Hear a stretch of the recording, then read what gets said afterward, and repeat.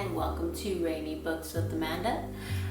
Today I am going to be doing a book review on The Truth About Magic by Atticus. If you haven't heard of Atticus, he is a wonderful poet. I first discovered him on Instagram. His poems are usually very well known, and you've probably stumbled upon one of his poems. You might have not known it was one of his, but he does mark all of his poems as Atticus. And then I'm just going to read a little synopsis on the back of his book, just to get a little more impression about him. But Atticus is a storyteller, observer, and an amateur winemaker. He is the author of Love Her Wild and The Dark Between Stars. He loves the Pacific Ocean, the desert, and playing with birds. And you can visit him on Instagram at Atticus Poetry. He also has a Twitter and a Facebook page as well. But he is an interesting fellow. He doesn't show his face at all.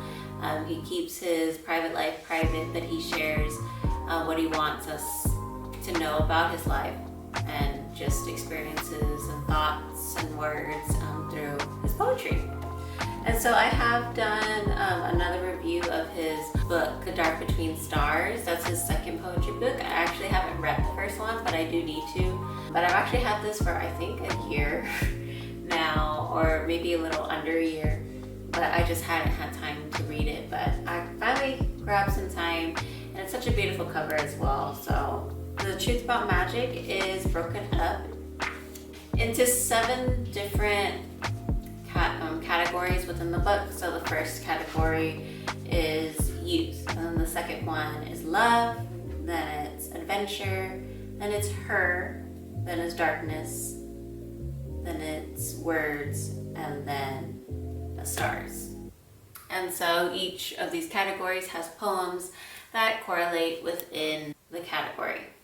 But even like from the beginning of this book, like the very first, the dedication page that you read after you see this amazing, beautiful cover, you read this first dedication page, and it says, "This book is dedicated to Alina, a girl I never knew who died in my arms."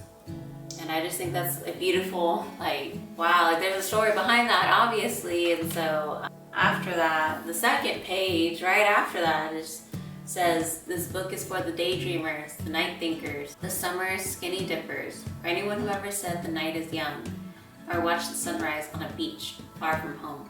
But mostly it's for you, the quiet ones at parties, looking out of windows, wondering about the stars." And I think I resonated with that poem. It just really reminded me of being younger, and even now. But yeah, this book starts off very powerful. Atticus has a really good way with words, and you can tell that through every single page in this book. There are some poems that seem a little bit stronger than others, but no poem ever seems like that wasn't a good poem. Every poem is very well written, and there's beauty behind it, there's reasoning behind it, and there's passion behind it. Even if it's about girls drinking whiskey, it's still something beautiful. I did screenshot some of my favorite poems. So some of the poems that stood out to me this time around, one of them was in the her category.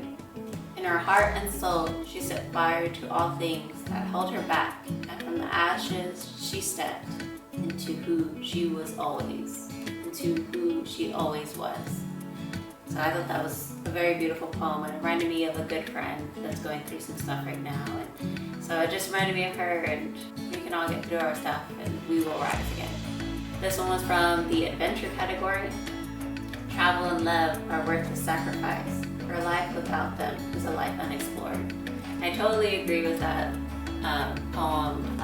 It's kind of like my life philosophy. I love going on adventures. I love traveling. And then I love love. I love my husband. And I think I thought that poem was beautiful and very well stated what I kind of value in life. So first that one, and then there will always be that moment when we look at someone for the first time in love with them.